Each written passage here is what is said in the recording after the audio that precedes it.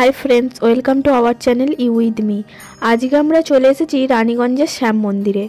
এখন যেমন সবাই অযোধ্যায় রাম মন্দির দেখতে যাচ্ছে, তেমনি আমরা চলে এসেছি রানীগঞ্জের শ্যাম মন্দিরে। 18 ফেব্রুয়ারি থেকে এই রাম মন্দির খোলা হয়েছে, তবে আজ থেকেই মন্দিরে প্রবেশ করতে দেয়া হচ্ছে।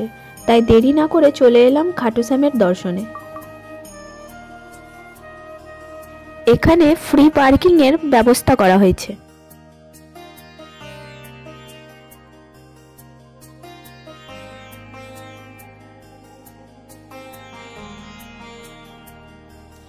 এটি হলো মন্দিরের প্রবেশ গেট। খুব সুন্দর করে মন্দিরটিকে সাজানো হয়েছে। মন্দিরে খুব ভিড় থাকার কারণে খুব লম্বা লাইন দিয়ে তবেই ভেতরে প্রবেশ করলাম। দেখো মন্দিরটিকে কত সুন্দর করে ফুল দিয়ে সাজানো হয়েছে।